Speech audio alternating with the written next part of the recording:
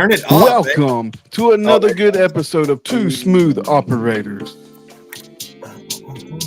the only podcast about gate operator life for technicians.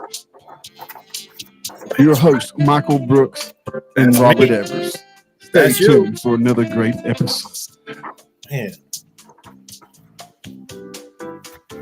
Oh, yeah, what's going on there now? I'm sitting there looking for my sunglasses, Your buddy. sunglasses, man. Future's so bright. Yeah, my future is very bright. Dude, I want to. Yeah, man. My hair's longer, man. I can just do this, dude. I know you're so cool now. I'm so uncool now. So that's I right. cut my hair, you grow yours. So I'm telling you, man. I'm telling you, all you conservatives, man, need to give us a break and let us do our. I don't need to be fixing my hair on my. Cut that hair, trim that beard, get it right. Shit, man. Look, I got my .com shirt, loud and proud. Loudandproud.com. So what's the word, baby? Nothing much, man. I dropped Amber off at the airport this morning. My wife to go visit her family for a week and a half or 2 weeks.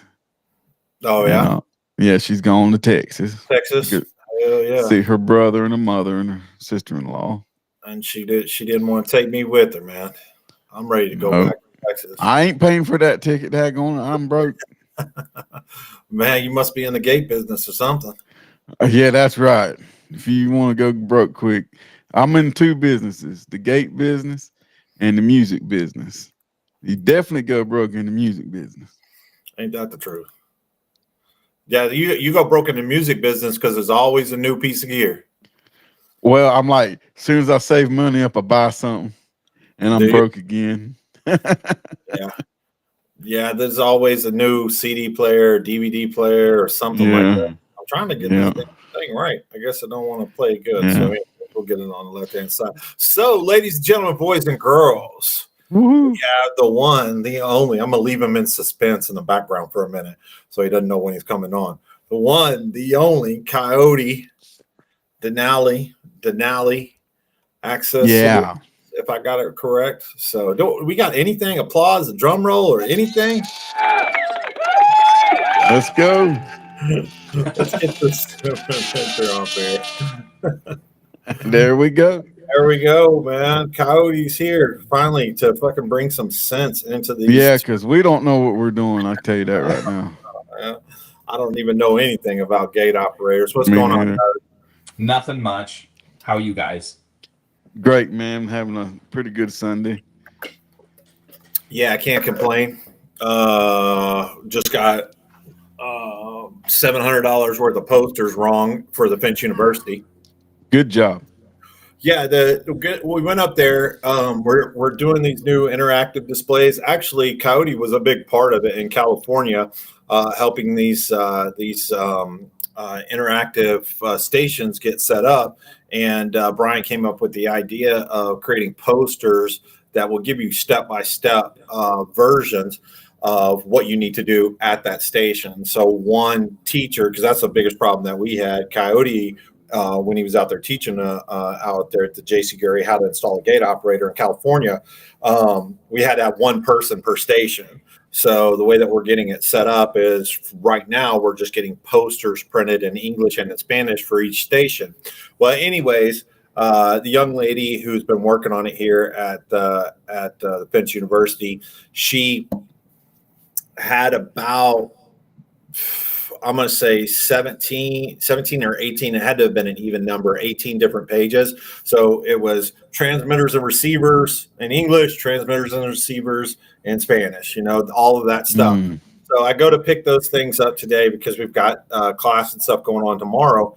And he's like, hey, there might be a couple of extra ones in there. And I was like, okay. And keep in mind, we're talking about like, he didn't even have a bag or a box to fit them in. They were so big. I'll pull one over here in just a minute, and they're laminated and they're nice anyways. So it's going to help us build this station idea that we want to do to keep going on with the hands-on training. It's like, hey, there might be a couple extra ones in there. So my thought process is we got photo eyes, we got chain, we got chain bolts, we got all these different stations that we're going to do. So maybe there's a couple of extra photo eyes that are in there. Or maybe there's a couple of stations that have a chain in there or something like that. So I was like, okay, it's no problem. Then I got out to the truck. I'm like, man, you know what? I should look at these. And sure enough, they were all just the same ones. He printed 20 of the same pages. Oh, okay. Printing all different 20 pages. So, needless to say, I was pretty hot considering that stuff needed to be done by Friday at 6, and now we're here on Sunday. So, anyways, he said, well, we'll reprint them for you and all that stuff. And it's like, but I'm not sure if I have enough laminate. So I looked at the roll before I left. It was a huge roll of laminate, and he was down to like a 2-inch roll. So I was like, I don't have enough. So, anyways, our displays might not be as exciting as they're going to be. Anyways, that's a long, boring story. Yes, it is. What the hell is going on in California? Nothing much. Just staying busy. Staying busy, huh? That's cool. What projects you got? We are doing a couple fabrication jobs. We have a lot of those rolling grills here. I don't know if you guys are familiar with those. They're like inside like shopping malls where it's just like a coiled up grill and it unrolls down. So people use this a lot here for parking garages for HOA communities and stuff. And what we find is like the springs and stuff break in those a lot. So they're a real pain to get. You have to use like specialized equipment to undo the barrels and unravel the curtains and all that stuff. So usually when the springs break, we kind of just let them know that these things have like a life cycle. So the bigger the property, the quicker these springs are going to break, the more often that they're going to be, spending lots of money fixing these things. So I tend to try to just convince them to get rid of them. And so we're doing a couple projects where we're fabricating, dual gates to go into parking garages, so they don't have to use those coiling grills with springs and all that stuff. So what will you put in their place? Usually, what we do is we'll fabricate just swing gates and automate them with because the width of these driveways is really big. So some of them are like 25, 30 feet wide, but they're about 9 feet high. So even if you like reduce the opening to fit pad mount operators, you still have a pretty decent opening for just basic cars. These are like family cars. So the biggest car you can get is like, I don't know, maybe like a Toyota like SUV. So no one's getting, my work truck's probably the biggest vehicles that's going to be going in and out of those things. So yeah, it's just convincing people, because that's kind of just industry standard around here, is doing those grills. And so it's just convincing them, because a lot of these details too are like omitted from the installation. They're just like, yeah, here's, there's no locking mechanism. So homeless people will just like get the grill and lift it up and then go under the door. Yeah. So it's all these things that, we just explain. I was like, you can get it if you want it, just as long as you're aware. Now, is like what you see at stores, that stainless steel type of mesh that comes down? Okay. Yeah, because I've worked on one before at in the mall at Bath and Body Works or something like that, and they couldn't get nobody to go out there, and they called the gate company. So I went out there, and them things is pretty. Once they start wearing out, man, they're no good. Yeah.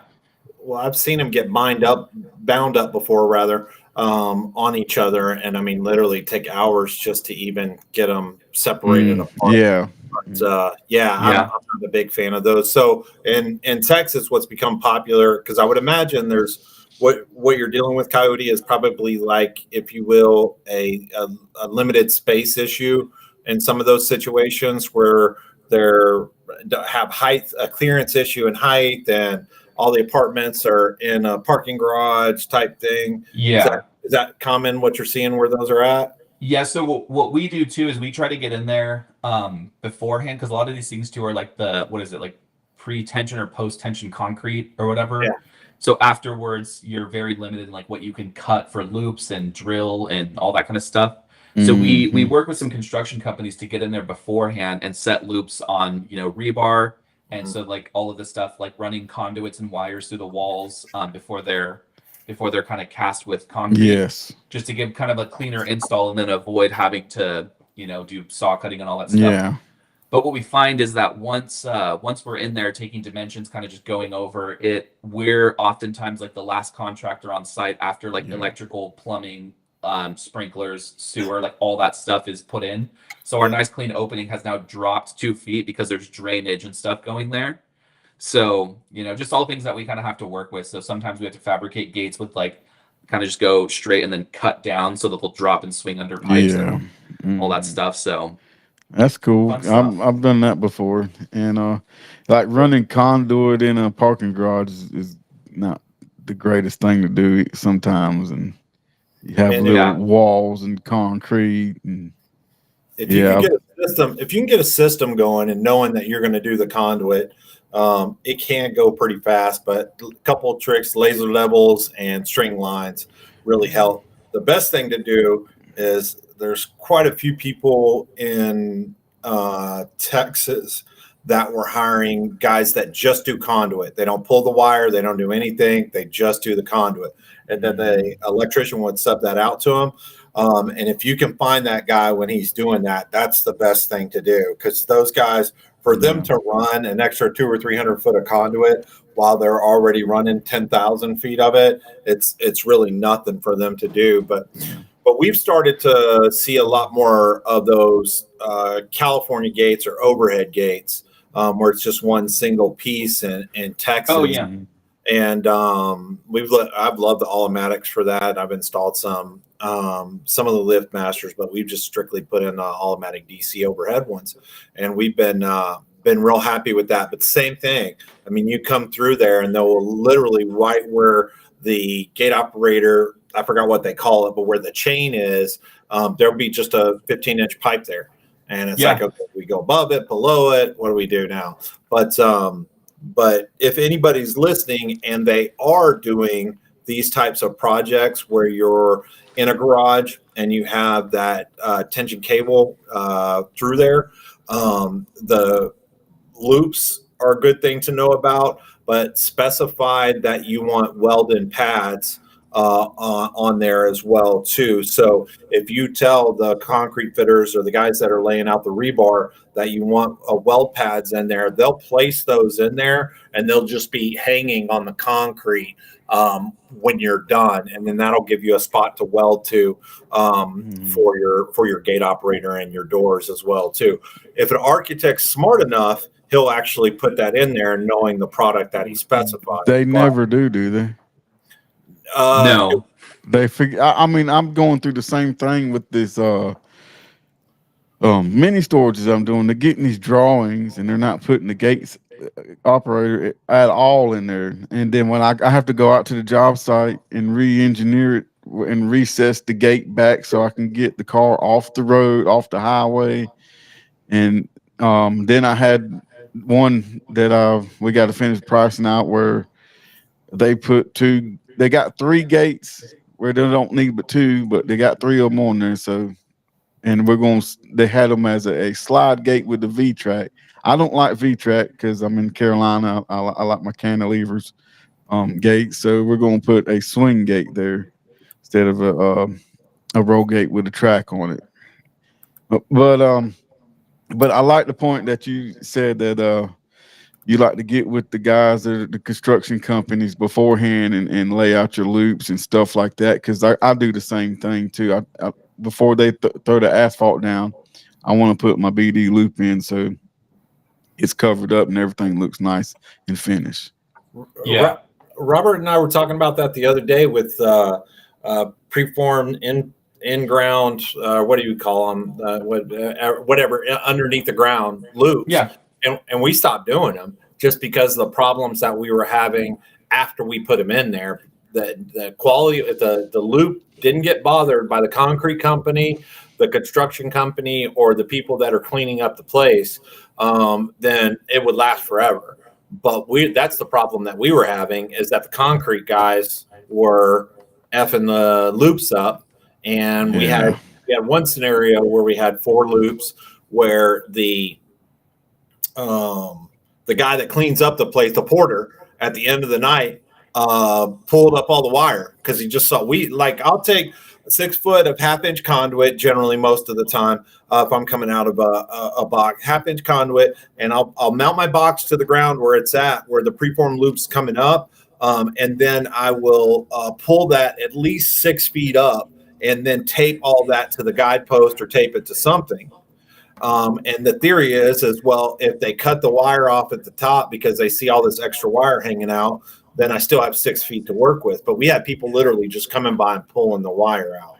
So yeah, that was the thing too with us when we were doing the construction. Something that I didn't even consider is we did have to sit there and babysit the job site after we put the loop and zip tied it to the rebar, ran it all, coiled it up and stuff like that. It's like these guys would just come in there, because they don't know what it is. So you can't really, get mad at them. But they would just come in there, stepping on it, stepping on the wires, snapping zip ties.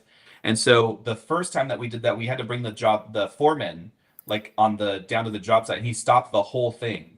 And he's like, you guys need to be careful around these loops. And I told him, I was like, yeah, these are expensive for 3-4 loops. And then so we do them too, because some of the parking garages where the driveway leaves, there's 2 lanes so it's sometimes they need 2 or 3 exit loops there. So doing that, making sure that they don't, mess anything up. You do have to babysit it though. And then it's who's responsible for that if it breaks kind of thing. So you are. Yeah. Because because I do the same thing. I lay it down and I watch them. And I'll say, hey, stop, let me move it just a little bit before you run over it with a big and then you're track met with machine. some resistance because they're like, who are you? You're no one to tell me what to do kind of thing. So that was the thing too. I kind of had to jump in there and be like, dude, we have these things here kind of stuff. And they're just like, you're no one. So then that's when we had to go to the actual boss of the job site. And he stopped the whole thing and was like, there's 2 of these, you guys aren't. So we sat there and watched them the whole time. And I was like, dude, that. That was kind of an unforeseen thing. Having to convince and educate all of these construction companies on that's essentially why they can't get what they want, because everybody wants grills or X, Y, and Z. And so it's to me, my explanation to these kinds of things would be mainly you have to know what you're getting into, because we've been faced with working for companies where they install a grill, and then within 5 years the spring breaks, and they're like, this building's not even 5 years old, why are you replacing half this door, why is it costing us this money? And I'm like, spring has a life cycle. I'm sorry that no one told you that, but it's you have 160 people coming in here in and out of here 2 times a day. That's this thing has a limited amount of times it can work, so the bigger your property, the quicker you're gonna. So it's having to teach them all of these things and then be like, well, now we have to come up with a solution. We're not getting what we want, kind of thing. And so there's this level of resistance to having to teach them all these things and calm them down. That's well, I don't know why people think everything's supposed to last forever. You put in a gate operator, and does it give you a lot of problems? I was no, but it needs to be maintained. Yeah. And then, like you said, 100 some times a day, it's going to fail. I don't care what you put there, any kind of technology that's out there. Nothing's going to open up for a year straight without no problems. I mean, there are, gates that have opened up a year with no problems. But I'm just saying, most likely, the more times it opens, the percentage of it is going to be higher for it to fail eventually. And sometimes it's something that can reduce. It's all because they didn't put another driveway, a dedicated entry and a dedicated exit. It's that's going to cost you a lot of money in upkeep, or the fact that they don't want to keep it open during the day. That's probably one of the only times that I'll do that, is if the gate is staying open all day and then it's closing at nighttime. That's a lot less cycles, which means it's going to last longer. So we'll do them in that instance, but I tend to stay away from them in general. Yeah.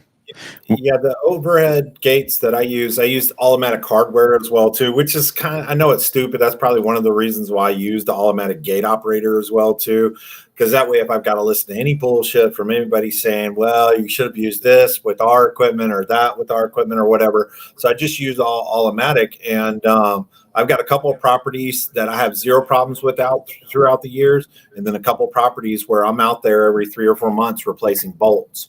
And the way that the overhead gate, which is what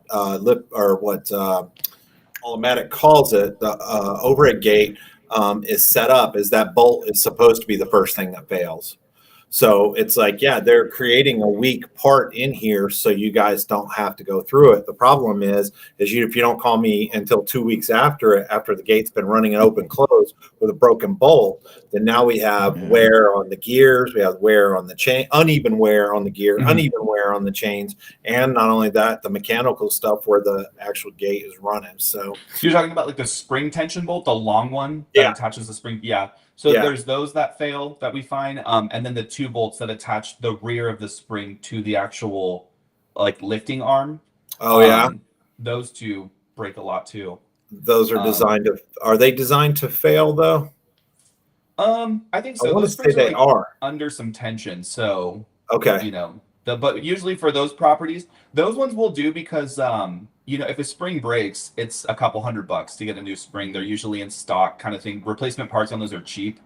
But a rolling grill where you're replacing a springed drum, those are thousands of dollars. And so it's like you're shutting down a driveway, you're replacing half the door. There's like a lot in labor and equipment rental. So we call them jam track doors here in you know where we're at.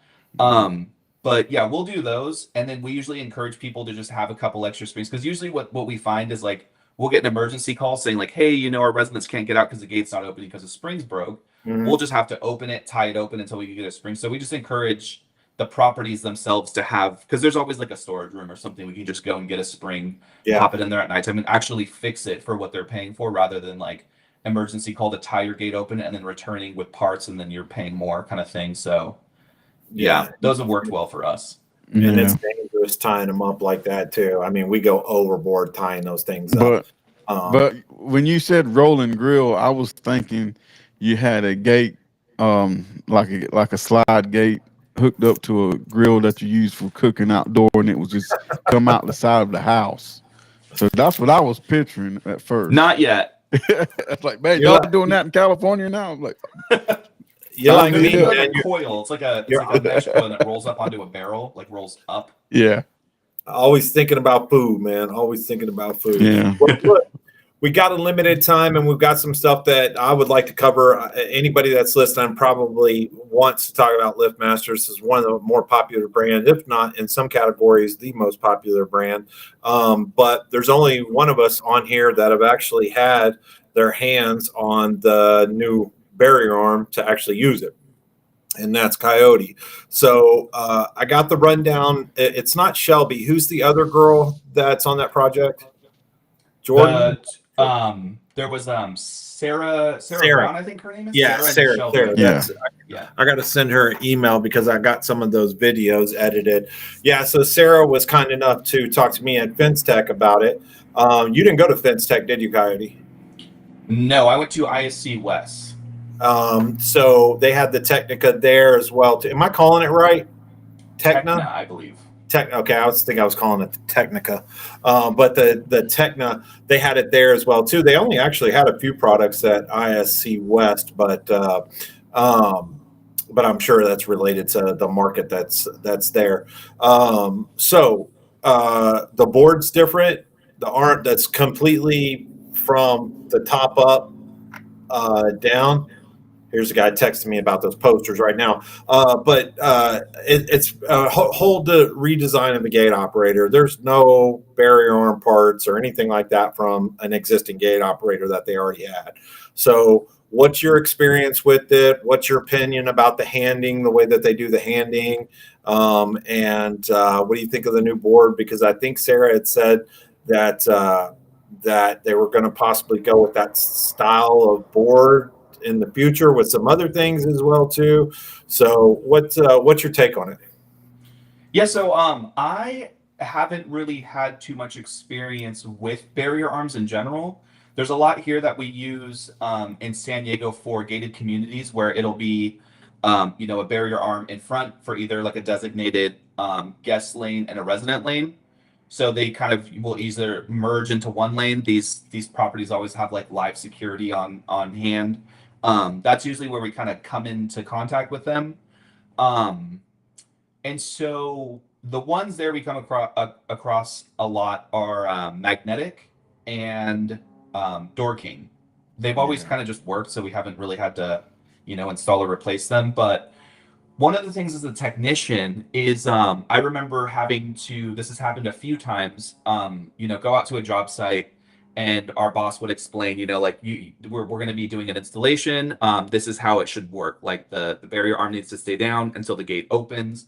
Oftentimes you're working with like different manufacturers. So here, what you'll find a lot is either old Elites, so like an Elite CSW 200 with an Omni board, or the newer CSWs and things like that. So when you're working with like differences in manufacturers, that can cause problems too. So that was one of the things too that we saw. And it's pretty rare that you find a site working like in a true either sequenced access management is what Liftmaster refers to it as, like SAMs. And then I think Dorking refers to it as like perimeter access. It's like PAMs, something like that. But it's basically the same functionality. Barrier arm stays down until the gate's fully open to like keep vehicles back from a gate and hitting it. Okay. What we found is like that getting that to work, especially like across different manufacturers, has been difficult. So what installers will do, and what we find here most on sites, is that when the gate is commanded to be open, either through like a tag or a remote or the guard shack, is that both of them just open at once. The gate and the barrier arm just open at once. They close together, kind of thing. And then looking into it, a lot of the manufacturers, like owner's manuals, are very vague. So they're kind of like, it does it. Some of it requires additional equipment, running additional wires, adding additional limit switches, kind of thing. So it's very vague. Like there's ways of doing it, and then when you call tech support, it's kind of like, oh, well, you're not using our operator. There's only so much help I can give you, kind of thing. So at that point, it's like, dude, just like have them both, kind of open. With the Techna operator, the way that it operates is like pretty cool in that regard. So that was one of the things that I noticed and I tested here in our shop is connecting that to a Liftmaster operator and how that functionality works, what additional stuff you would need. And then hooking it up to we hooked it up to like a Door King operator too, to just see like, is there anything additional you would need, to get it up and running with that. You're in trouble now. Yeah. And so that was one of the things that I really liked is in the functionality of it is when you put it in SAMS mode, it has like everything's on like a little display. So there's a menu options and stuff like that. When you put the Techna into SAMS mode, it changes the functionality of it so that when it gets an exit command, it's the same kind of thing with like their commercial gates, like you wire something into a terminal. If that terminal's activated, like the exit input, the LED will turn on, like on a Liftmaster operator, something like that. So same kind of thing. With this, when it changes the functionality, when it's in SAMS mode to where it receives an input from exit and it fires a relay on the expansion board. So that relay that it fires is commanding the gate to open, and then in return, the third step that it would be waiting for the shadow input to break from normally closed to normally open. So putting the Techna into SAMS mode changes the way that it receives exit commands. It gets its command, fires a relay, waits for a command to break. And so when that command breaks, that's the indication that the gate's fully open. It breaks the relay telling the Techna to open, kind of thing. So what we found with that is because I try to think about these things too in like retrofit situations to say like, if you need this to work in this way, what will you need to do? One of the, I guess, could be difficult things would be moving the access wires, whether it's from like a phone system or whatever it is, from the operator to the barrier arm, because that's what would be in command of moving everything around. And then adding I believe it's a 4 conductor. I usually do 8 for everything just to have a couple extra pairs, but running an extra wire, moving the pair that commands the gate to open from the operator, which is where it usually is, to the barrier arm. And that's pretty much it. The battery backup's cool. The handing of it, it uses like spring thing. So it goes through like a gearbox. And then as the output shaft of the gearbox winds up, it coils these springs tight, like as the arm goes down, and then uncoils when it goes up. So changing the handing is literally just taking that spring pack and flipping it around And all the little springs have arrows saying like, does the arm go that way or does Mhm. the arm go that way? They need to match the direction of the. So Whichever it's very direction. like intuitive. Well, man, you So, got to figure it out, man. I'm over here lost as I don't know what over here. So, yeah, but that's cool though that you mentioned that a Door King operator and a Liftmaster operator can cohesive work together on that new Techna yeah. Well, barrier arm. I guess we're going to offend everybody with that one, but I don't yeah, care.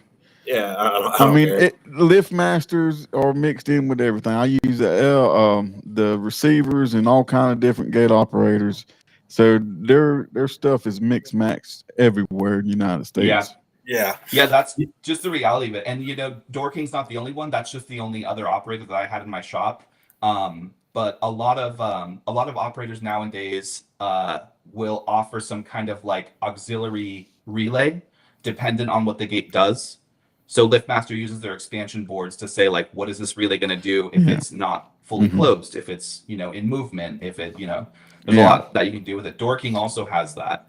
And Yeah. so Max Controls has that. I'm sure Allomatic has that. So it makes it better, I think, in my opinion. If I was going to choose a barrier arm, I would choose this one just because out of the box, Yeah. you it's like less fiddling Yeah. with Well, I all have that stuff. installed tons of the Mega Towers Liftmaster barrier arms, and they're that's solid gate operator. If I That's ever what Have see I'm. you one. done a Sam's configuration with those? They use the old blue. I've used those No, boards in their old slide operators. we're 20 years behind where I live at. Oh, I have. I've put plenty of them in. I think they got it down to where you're just literally you don't have to solder or anything. You just buy the Sam's kit, you push the relay Yeah. in there, and then that's it. But it's not something for the faint at heart because you do need to have more wire than what you think you're going to need. You have to be cautious of where you're placing your outside loops and relation to the closed loop for the barrier arm and cautious about what loop detector you're using for that. And then also cautious about the delay in between the photo eye and the exit. So there is a lot of things that need to happen prior to getting involved in Yeah. this. So it's definitely not for the faint at heart. But the Yeah. one thing that I could say is make sure you get your loop placement right to where you can, if they're close enough, which most of the times that's the whole point. You want them as closer to the gate than further away from the gate. That means that they might actually share a loop. So if you have double sliders and you've got a entry slider, entry barrier arm, exit slider, exit barrier arm, the outside reverse loop is going to be in the same location where you want that barrier arm exit loop or closed loop rather.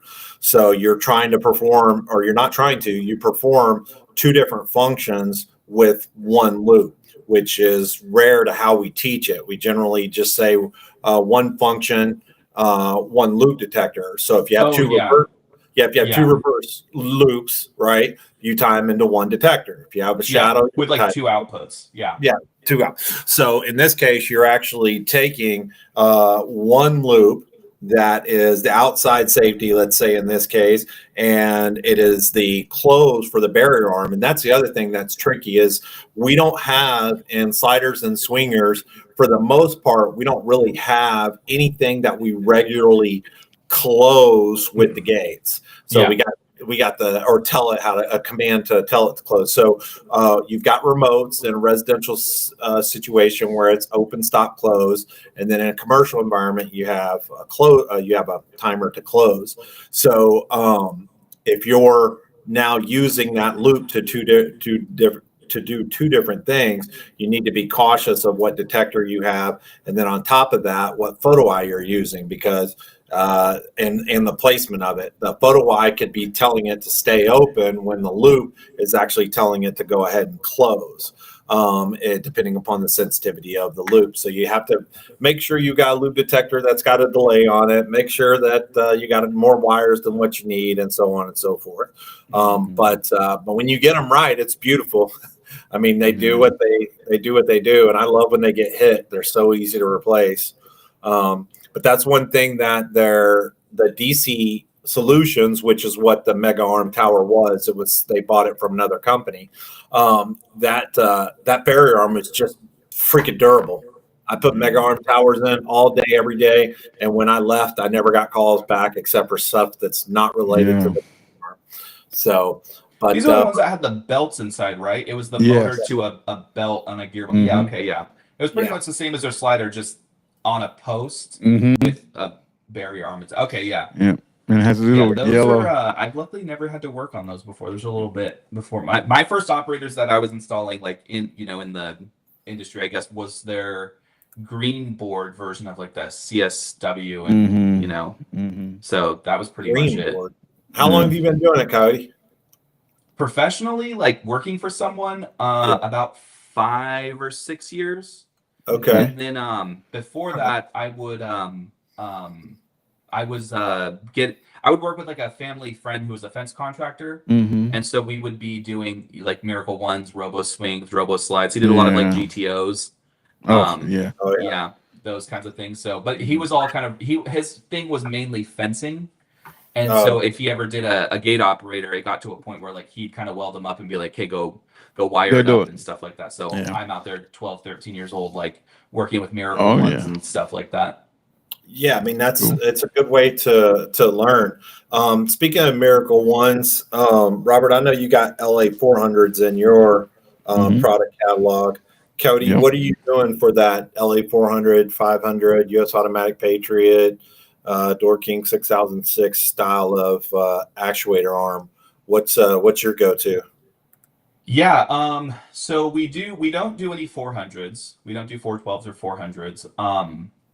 I guess the gates that we work on are kind of out of the scope of what those can handle. We do 500s.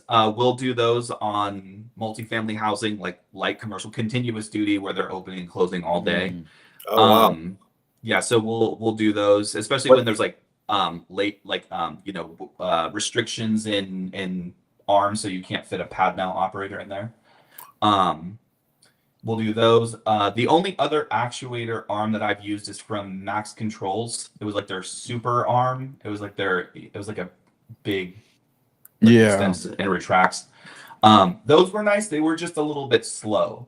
The LA 500 is pretty quick and quiet. Those are things that I pay attention to. Soft start, soft stop, the sound if it's really noisy, and the speed. The LA 500 does a good job of being quick and quiet, and has a really nice soft start, soft stop. It does. I got them on a 20-foot gate, and I was surprised how well it moved that gate. And it was just a 20-foot single gate, and it opened it up smooth, soft stop and all that, and it was just very smooth. 400 or 500? That was a 500 that I put on. 500. Well, my experience with the 500 has not been all that positive. A couple of things that I don't like about it is they don't include the push to open bracket, which I think is sad.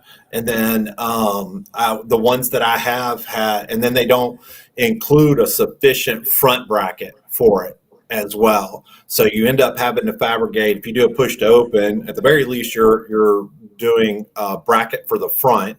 You're going to take an extra 1/4 inch by 6 inch piece strap. We just ended up having them made, and then we would weld that onto the gate, or weld the bracket to that, and then weld that onto the gate. So you had more surface area. It wasn't that the product itself, it wasn't that piece was bad. It's just once you concentrate that much heat and that much force in that one little area, we've just seen them rip off of gates.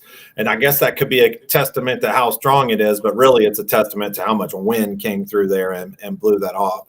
But I think it's a shame when you don't include the push to open bracket, because there are situations, and we all have dealt with these with salespeople, where it's like, no, the gate's going to go out towards the property, or the gate's going to come inside or whatever, and the arms are going to be on the inside. No big deal. And then you get out there and you see that if they come on the inside, the customer's not even going to be able to pull their car in there. So you first thing you do is you check the hinges to see if they'll even swing out, and then if they will, then you have to get it to swing out. And I'm not fabricating those out in the field, so it's a couple of day trip. But the one that really burnt me, and I had more than one like this, but the one that really got me, luckily the guy was super nice. He was so nice that I worked on an automatic at his other property, and he hadn't paid me, didn't realize it. It was like 6 months, and he called me up and said, hey, we've moved, got a new property. And I was like, hey, just so you know, that's probably why you haven't paid this bill, is because I'm sending it to your old address. And he was just like, how much is it? And wrote me a check right then and there. So he's a really good guy, but I put an LA 500 in for him without a mag lock. And if I put it 500 or 400 again, I won't put them without mag locks. And the pool guy walked up to the gate 2 days after I installed it. And I watched the video. He just went like this.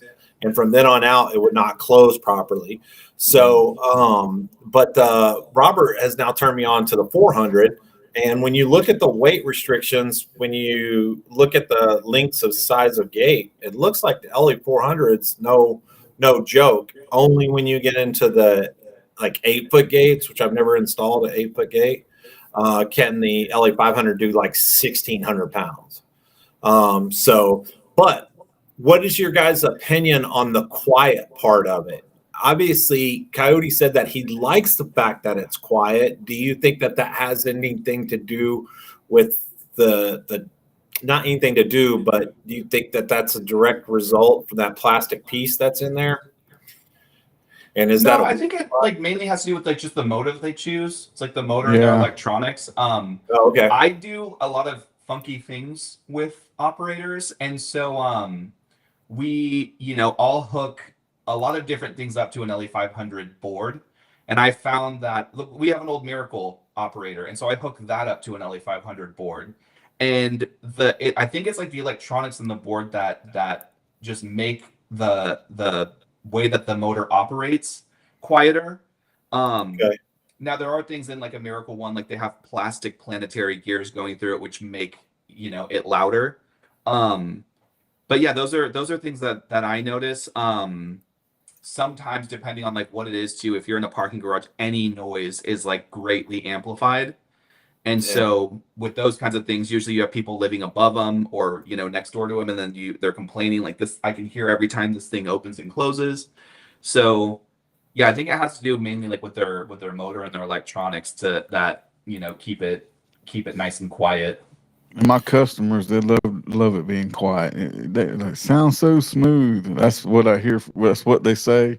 Yeah, sometimes it's creepy. Like a brand new installation, you click it and the gate just is moving with no sound. It's sometimes it's kind of creepy.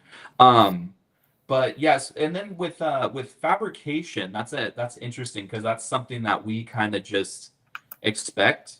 And so we do a lot of like we'll do our bracketry from like 4x4 angle.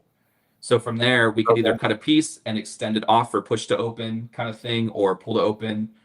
We've even had to do them where you're taking a piece of angle and coping it out to match the post to like wrap around the post and be able to weld all the way through. Yeah. But yeah, it would be. I know that there's people that sell like pre-made, kits, but that I don't know. To me, that'd be kind of hard to do. That's something that we were thinking of doing is kind of standardizing because we fabricate our own gates too. We'll go out there, take measurements and fabricate and all that stuff our own gates. So we've had to make like little jigs for a push to open, pull to open, both on the height, the like 2.25 inch distance, and then the like where the two bolts will align for push to open and pull to open. Those things would be cool to have in the manual. It doesn't show you, I don't think, it doesn't show you from, a closed pull to open from the end to the end. It doesn't give you that distance. Yeah. And then it doesn't give you the distance in a push to open because the points are a lot closer. It doesn't give you those closed or open kind of thing. So we have an LA 500 on a demonstration gate here, and we had to get all those measurements. And we've made a little jig on like just a bar with two bolts going on it, so we could just drop the brackets on and then weld them on. I wanted to do that for so long. Let me ask you a question about that. Does that help you speed your process up of installing them, having that It's jig in got your shop? it's got to. Yeah, Well, you what we do, what we like with that is it allows us to weld the brackets on and get a gate like fully prepped, so that you don't have to grind the powder coat off to weld these things on. It's all welded, and So powder coated you in one weld it piece. on And then there you and go then to go install it, just powder drop coat your it. arms on. They're all good to go. Okay. Well, but that's good. are you using that bracket out in the field though at all when you're not welding it in your shop? Like if the gate's already existing, do you take that? Do you take that piece with the 2 bolts on it? Do you take that out with No, you? we'll Okay. just like get an arm or whatever and do it that way, or like from the manual. Yeah. Yeah, we'll just do it that way. But yeah, it's usually with just new gates that we're fabricating is that we'll use something like that.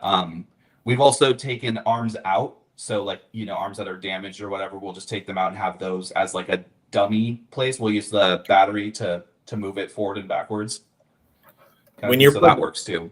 When you're putting an LA 500, actually, it's probably for both of you guys. When you're putting in LA 400, 500, are you taking the control board out of the box before you mount the box? Yes. What about you, and Robert? That is some steps. That's some steps. Well, it's not like the old Elite days where you could literally just twist 3 bolts off and pull the board out, and the whole thing comes out. I'll tell you what happened. The last LA 400 I put in, and I drilled a hole out in the back and just screwed onto a piece of wood. I didn't take the board or batteries or nothing out, and done it very careful. And then there was a hole already ready to run your power into, and we ran a drop cord and wired it in for temporary. And then my customer hired an electrician to go run the power there, and he drilled another hole on the right side, and you can see where the bit barely hit the board. I mean, and the gate's not working. I'm like, oh. So he called me, and I went out there, and I was like, I ain't gonna be able to get it to work. You're gonna have to buy a new board. He was like, well, can't you tell them that it didn't work out the box? I was like, oh. I said, I can't, because they're gonna ask me to mail it in, and they're gonna see that little nick there. And I mean, what do you want me to do? I can't do that. I've always just been, of course, my distributor, there's only one that I use in Dallas, Automatic Gate and Equipment Supply off of King Arthur Road. I just tell them what's going on. And sometimes, I'm not saying in that particular situation this would happen, but sometimes they handle it in-house just to keep the customer. And then whatever they do with it from there is a whole different story. So I guess that's what we were talking about the other day, having a good distributor. Helps good relationships with your distributors. Yeah. So that's what I do too. And maybe I was talking, I can't remember which one of you guys, because Coyote was in town just a couple of days ago. I was talking about this that's the first thing that happened to me. Maybe you and I were talking about it, Robert. I was putting in my first LA 500, and sure enough, went right through the board, went right up, hit the board, and from there on out, our policy was no more boards in there. And that's one of the reasons why I like the US Automatic is because nothing is in there. And because it's so easy. So US Automatic's tool list to mount the control board. So you can mount the control board by just pressing it in there. There's no tools, no nothing, which is also a great thing for servicing it as well too. But any LA 500s that we did pass that, since I didn't do 400s, we would always take the board out first thing. Just take the board out, just because it's so much easier. That and the batteries. So Coyote brought up something about the motor. See, when we are actually going to run the motor open and close, I can't remember. The LA 500 has the batteries already in there, right, Coyote? Already in the housing? Yeah, I think both of them do the 400 and 5. Both of the control boards just like swing open, and then the batteries are behind it. So we immediately take the batteries out as well too, and set those on the ground right by the gate operator, and then we will do that exact same thing. We will run it open and close just to confirm that we've got enough length on there, because no matter how many times I measure it, and I have a little square, have a square with the handwritten length and I guess you would say width from the center of the hinge, center of the hinge pin. And then I have a couple little holes drilled. All I have to do is set it on top of that hole, and it gets my mark within an inch or so. And half inch that way, half inch this way. So it gets it pretty damn close, but I still run that open and closed each time, just to make sure that I've got enough length in there. But I've always wanted to do that bar with 2 bolts in there. Yeah, it helps. Yeah, that's one of the things too with them, that I'm thinking about it, like with frustrations with installs, I guess, is and Robert too, if you ever encounter this. I know that the 400 doesn't come with an expansion board, but that's another thing that we have to take out because there's mounting holes behind that. So we have to take the expansion board out, take the plug out, take the batteries out, drill our holes, mount the box. That is kind of a process. But one of the things that like I really don't like doing every single time is hardwiring power into those, where you have to remove the toroid transformer, and then it's like always such a so difficult to get the wiring ran in and to get all that stuff cranked in there, and then like where you have to slide it down a little bit. If there's an easier way of doing that, I'm totally open to it. And then I don't like the cover, the door to the control panel. You got use a screwdriver on both of them. They're the same are they? Control panel. Yeah, I don't know why they won't put little capture screws on there. They used to back in the day where you can unscrew them, they wouldn't fall out. I don't remember. Yeah. Did they? I don't remember that on the LA. Oh yeah, they did. They did years ago. And when you call and ask them what size of screw it is, I don't even think that's the other thing is I don't think it's a ferrous metal, because I've tried to use a magnet to try to hunt one of those down that I've lost. Anyways, I was just talking about weight ratings on the LA 400 and 500. So I'm not doing any 10 feet gates. I don't know about you guys, but maybe a 10-footer, but a 10-foot leaf. A 10-foot leaf. But that's about as short as I'm going to get. And the reason why I bring that up is because I think the LA 500, they have that rating. So at 16 feet, it's 1550. That's a LA 400. And then when you look at an LA 500, it is, so that was 550 at 16 feet. But here's what my question is, and what I don't understand. They say 1,500 pounds. Is that 1,500 pounds of weight on the gate itself, pulling it open, or is this a measurement with if it's a 16-foot gate and it's 800 pounds? Is that like 1,600 pounds? That's what I'm wondering pulling? too. That's kind of what's been. Is it like the weight of the gate? And then, it's like, because I think through all of this stuff, through arm geometry and all of that kind of stuff, if you were to, I guess, pull on the gate from its mounting location, what you're essentially doing is getting the inertia of that gate started. And if it stops, you have the inertia of a 1,600-pound gate stopping. That's what kind of I'm wondering too. It's like, is this, are they kind of dumbing it down for us to keep it simple? Or and so that we don't have to do any kind of special, because it's like I don't weigh gates, especially ones that I haven't built. Like, are we supposed to take it off the hinges and like weigh them? Like, is there some kind of like, I have no idea how to like measure this either. My dad, it just worked. My dad he has a gauge, and I don't never use it, but he would gauge the material and figure how much the footage is, and he would come up with a weight.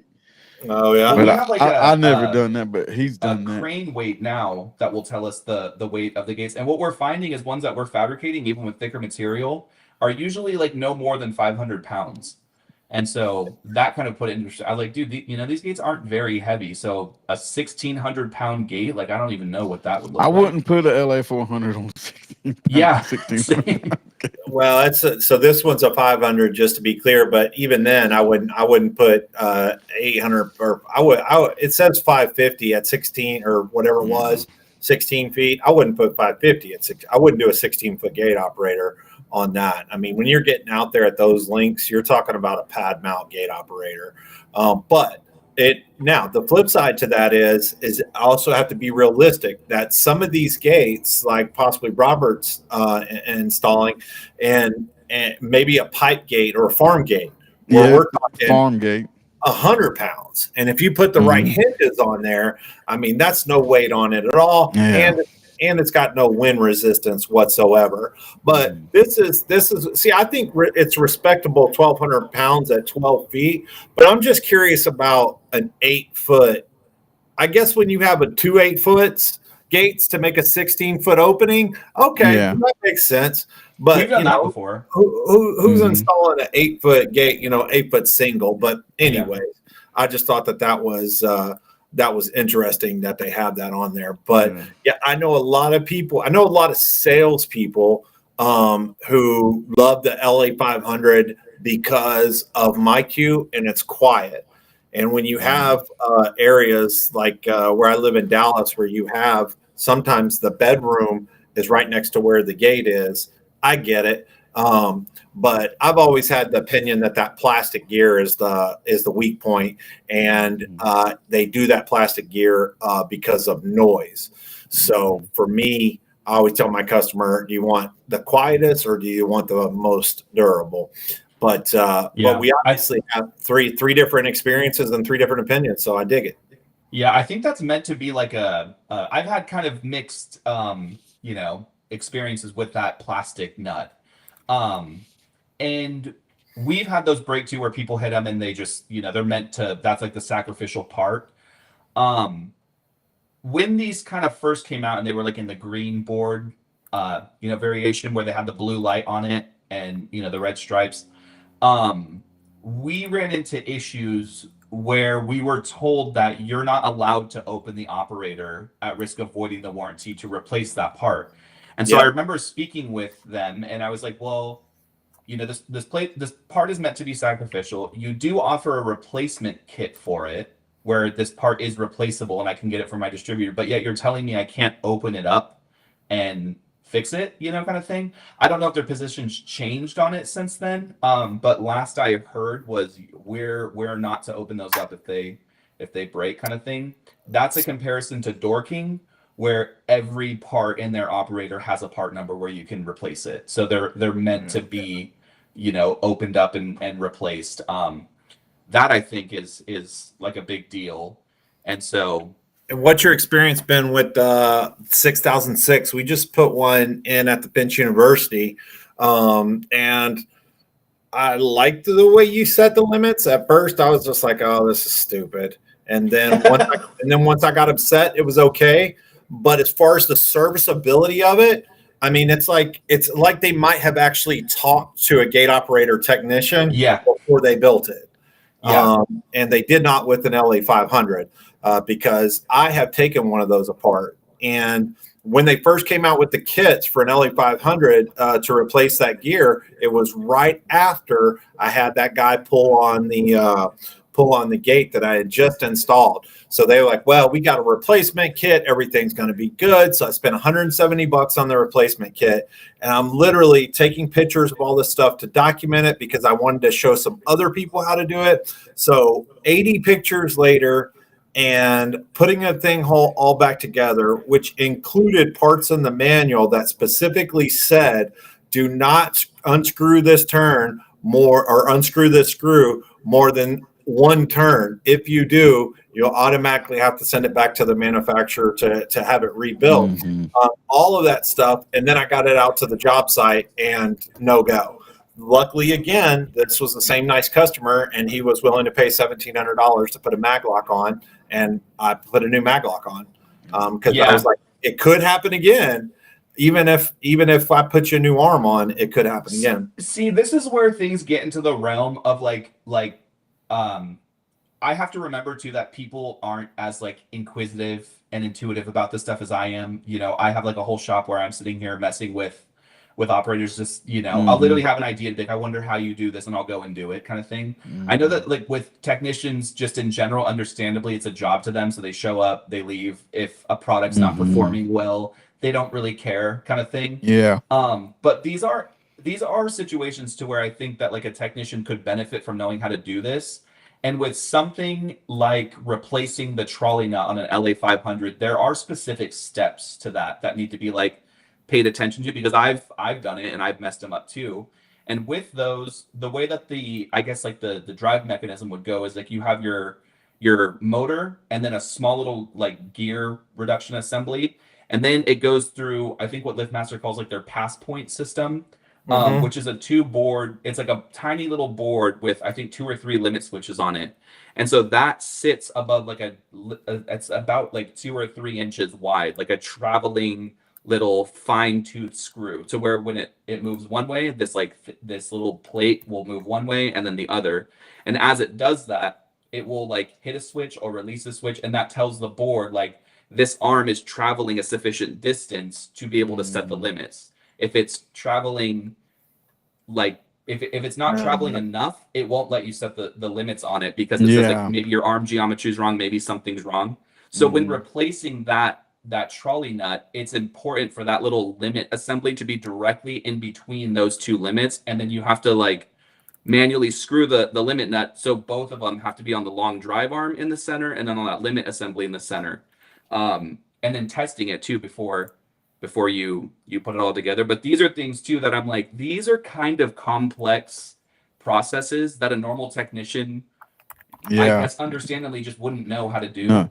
But they still I guess should know how to do it. So creating like content on these processes is something that I kind of wanted to do eventually, to say, because a homeowner's not going to need to know how to do this. It's mainly for people in our industry to be like, somebody made a video on like how to do this process. Well, because I would love to watch it, because I'm gonna have that problem here eventually. Yeah. Well, are you talking about on an LA 500? Yeah. Because at the end of the day, it might have changed from what Coyote said, because I know at one point in time they said do not open it. They came up with a kit, said you can't open it, and if they're now saying don't open it again, that's a bunch of bullshit. I'll say give me a new one. Yeah, I'm God, yeah. So I stopped selling them, and I just start repairing them, and that's it. And unfortunately I don't offer a warranty on the LA 500. Hey, real quickly, one of our friends is just getting out of the hospital, Mark Cobb, with his surgery. So if you're watching, Mark, shout out to you, brother. I haven't actually been paying attention to the chats, but anyways, he's a good guy.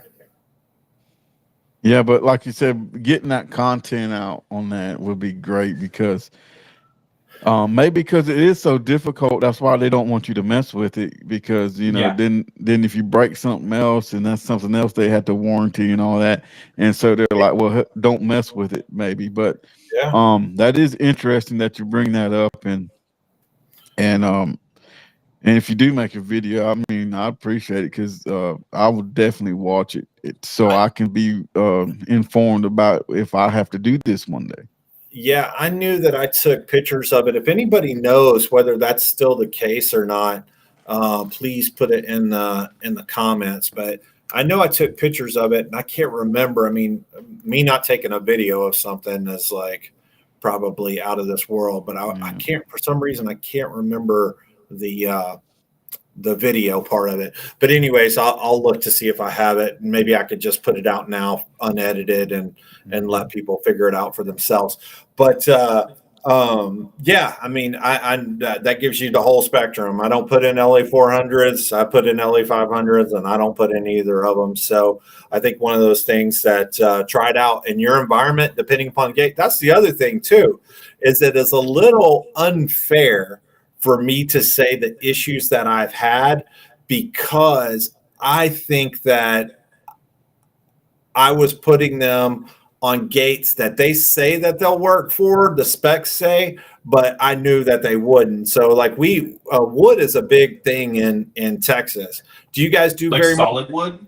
Like board on board. So it'd be a solid. Oh, yeah. So there's no like wind. They can't. Yeah. We don't put them on those either. Yeah, so board on board, top cap, trim, all that stuff. It just adds a big sale to it. but I can tell you that it's under the weight and under the length rating. So I think I'm fair. I think it's still fair for me to be a little bit critical of the gate operator, but it is quiet, and my queue is nice. We'll talk real quickly about the CSL CSW. I haven't noticed any changes from that.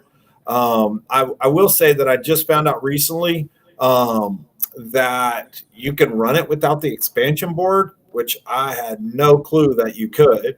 Because if that's the case, and I'm not putting loop detectors on or anything attached to it, I'm pulling that thing off right away. Last thing I need is that. Sorry. Who's my coworker? Oh no! I thought it was somebody else. Yeah. I thought it was your handler at Liftmaster. Like, hey, Coyote. I'm like, we're online.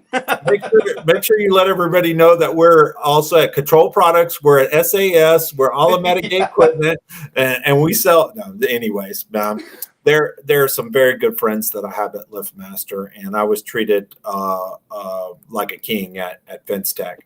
So CSLs and CSWs, what are you guys' opinion? Are you putting them in? Is it your go-to sliders, your go-to pad mount swinger?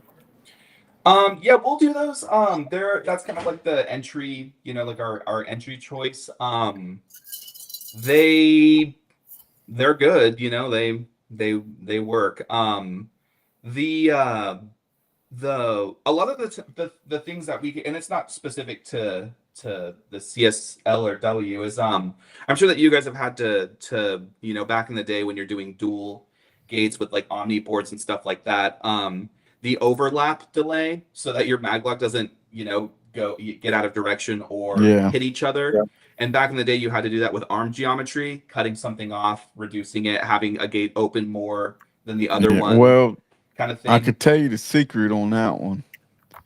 Well, hopefully it's a secret we won't have to know because these operators are digital now. Yeah, well, you still had to have the geometry right, but the primary arm is supposed to be shorter than the secondary arm. And what a lot of people do is don't even cut them. They just throw them on there, and then you'll get a call say my gate's not opening right, and I'll go out there and I was like, well, your geometry is off on the operator, and it's never going to work correctly over a long period of time. And I've seen that a lot, but they work pretty good. But I use automatic 300s and 250s DC. Okay. Is that 300 the tall one? Yeah. Okay. The only thing that I've used is their bigger one for the swinger. I like it's really fat and it's narrow. That's the one I like. I just on the SW3, if I was putting in SL100s, I would put in SC3 or SW300s. If I'm putting in Liftmaster CSL24s, I'll put in Liftmaster CSW24s. So I try to keep the brands the same. I don't want to mix it on a new project. I have done it on old projects regularly, but I don't want to. I want to do it on a new project, but I don't like. If I was to pick, I would pick the Liftmaster combination as opposed to the All-O-Matic combination. And I think All-O-Matic's doing a lot of things right, but their swinger, that on-off button is way back in the back, and you can't get your hand around it in it. So, but the CSW or the SW325, it's on the top. Which is their it's I don't know that it's brand new, but it's a newer design for them. Say, Robert? Yeah, but and on my slide gates, I like All-O-Matics 100s and 150s. Yeah, I like what they do with theirs. With like it seemed like when the industry was kind of getting geared more towards this whole digital phase back when you had Omni boards and everything was just limit switches and very analog. It seems like when people were doing that, I like the way that All-O-Matic does theirs with a mix of like digital technology and analog technology. How the first cycle kind of like will count the encoder until it hits its limit switches, and then it incorporates the soft start, soft stop. I like the fact that it uses physical limit switches as like a like a specific point to reference. we have had like encoders and stuff get messed up on like Liftmaster because it's all just digital encoding where you'll have to relearn the limits. But with that too, it's nice. I haven't done one of these yet, but I've seen them. They look pretty cool. Yeah, they're awesome. I'll put in several of them. So this one is one of the ones that I like from Automatic. They're showing a bunch of weird stuff on there. I got a couple of those at a gated community. Was that the one that was supposed to be a drop-in for the Door King? For the Door King? It looks like it, but it's nothing similar, nothing like. No, but and it has a kick pedal on it too. I thought that they were saying that it was a drop-in for the Door King. So it that's could be. It could be. Yeah, that's the one I would put in right there. One with the kick pedal. So this is the one I like, but unfortunately, because it's their big boy, I mean, it's 2,000 pounds on a half horsepower, 22 foot in length. It's really just, it's not financially appropriate. I'll still put in a CSW 24 any day of the week. Well, I'm about to price 3 of them bad boys up. These right here, they're not cheap. I mean, I would probably say their retail to the cost to the customer is going to be another $2,500 more. So they may be another. Well, that kick pedal's worth it. It's worth every bit of it, right? Every single bit of it. Can't beat that. One more swinger, man. Do you remember how many times you cracked your knuckles grabbing a CSW 24 or a CSW 200 trying to get those things open? They're just the way the handles are, kind of gangster. But I missed the little star, on like the old Elites. If you take the emergency cover off, it had like a star knob. So now they just have like a little Phillips screw. So I missed the star knob. That was nice. Definitely missed that. And then what we do too is usually with these gates is we'll incorporate like a 2-3 foot bar that will slide over that handle to give because a lot of these people too, they're not me. They're older people, like sometimes they're like old ladies. So if they have to open this thing, we'll give them a bar to like get leverage on the thing and actually break the the emergency handle. That's a terrible process for a customer. In an emergency too, yeah. Yeah, you would think that. I'm trying to think that does somebody have it? Does Max have this? Where you would think that they would just make a handle that's actually 2 pieces, and when they're together, they're 6 inches long, and then you pull them apart, and then it extends it another 6 inches. But anyways, who knows? They're reliable. CSW 24 and CSLR 24 I've been really happy with, and as a combination, I can't think of anybody else's that I really like. But so Automatic's been including PhotoWise now, and the way that I've actually been training some of these newer guys is on the Liftmaster CSL 24s, how it comes with the edge already included, but it doesn't come with the wireless kit. Coyote, maybe you could talk to your handler and find out why that actually is, because I haven't been able to get a logical answer for it. But anyway, they sell one with the I think it has like WK in the model number for wireless kit. Is that what it is? Yeah, so there's the CSL version, just how it comes, and then there's the CSL like WK or whatever, and it comes with a wireless kit, but it costs more. Well, I mean, I get paying more, but I've always told these guys, like, look, because when I train somebody, I don't just like throw them out there. I mean, one of the first things I do in training is give them my phone number, and I say, this is not a memorization game. You're going to need to understand that if you try to start memorizing this stuff on purpose, it's just not going to happen, because you're not going to pick up the manual and you're not going to read it. 2, you're not going to watch a bunch of YouTube videos and memorize it. Just don't try to memorize this. So give me a call. However, what I can't help you do over the phone is easily diagnose RF, where when you get into the wireless kit, now I've got to help you diagnose RF, which generally it's just replacing the battery. However, PhotoEyes are a lot easier. So I would always recommend, if you're going to go buy the wireless kit, just buy another PhotoEye. And sorry, you'll end up with 50 edges at the shop, but just go buy another PhotoEye. My distributor doesn't give me the edge. They give me the PhotoEye for the tail. What? With a Liftmaster operator? Every time, yeah. What? Well, hold on. So you're telling me you go to a distributor in North Carolina where they barely have electricity, and they're smart enough to know I'm going to They sell. told me they had so many problems with the edge and the wireless edge that they quit doing it, and they just rather give the photo eye at the tail because it eliminated that problem. That's what they started doing. So are they opening the gate operator, taking the edge and the rail out, and putting a second photo eye in there? I don't know. They may just throw it out on the box, the second photo. I'm not for sure 100% on that. Oh, but so I you're so know, fancy you don't even have to pick your gate operators up anymore? Yeah. Who's picking your gate operators up? Well, who's picking them up? Yeah. They get delivered to my shop. You get them delivered to your shop? Yeah. Okay, well, that's all you had to say. Shit. God damn, man. But I don't use Liftmaster slide gate operators no more, so I don't know. Oh, I haven't bought one.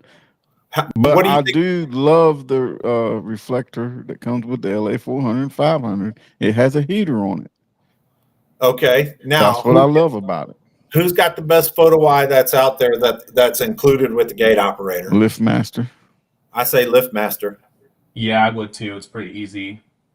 Yeah, we don't have to use the heaters here in San Diego, though. No, don't we? I've never had to use the heater either. You got to use it where I'm at because we got fog and rain. If you don't, you'll get that call. My gate won't close back. I'm gonna tell everybody right now, if you're in an environment where you have to use a heater, do not use a retroreflective photo eye. What's heating up the reflector? Nothing.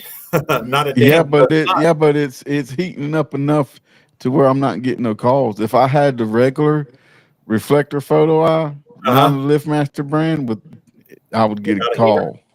Okay, I'm not the ones with the heater on it, I ain't got a call back. All right. Well, I'm not saying you don't. I'm just simply saying if you've got to use a heater, just go ahead and buy you a through beam. I'm not doing that. I'm selling some cheap stuff to somebody, and I don't want to spend no more money. I want to make some money. Jesus. I like with Allomatics how you can take their photo eyes come as a reflective. Yeah. But you can take two of them and make them through beam. Yeah. I haven't done that. Have either of you guys done it? I haven't done that yet. You've done it, Coyote, and it works. You just face them towards each other and they work. I was like, dude, that'd be really cool if Liftmaster did that. Because their through beam photo eyes look identical, so that it just doesn't come out. And so I thought that was really cool because if you're getting two pad mount operators, two slide operators, it's right there. Yeah. Well, we know that North Star is making their loop rack and their loop detector. I'm wondering who makes that photo eye for them. Does anybody know? That's Red Eye, ain't it? Well, that's what the model's called, but I don't know that that's who. I thought that was the name brand. Oh, maybe it could be.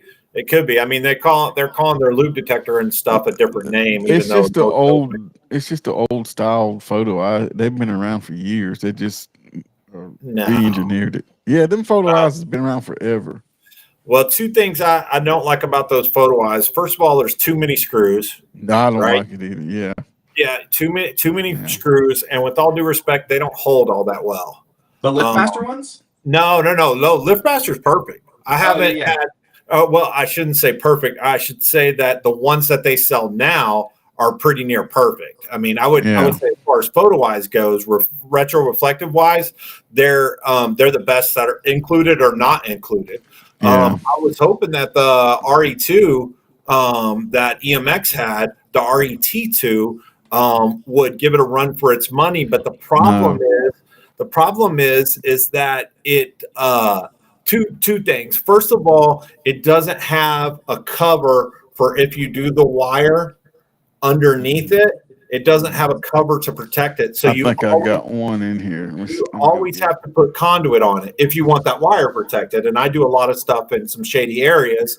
And to protect that wire, you have to put a conduit on. You have to put flex on there, right? So what we end up doing is use a hole saw to just drill it's 1.25 inches, and that'll fit 1/2 inch flex in there, right? So it's not that it's a problem, it's just another step I don't want to do. Whereas with Liftmaster, the wire that's coming out You just poke it, you drill a hole through the post and you poke it through there, and then it's got that cover that slips on and covers it.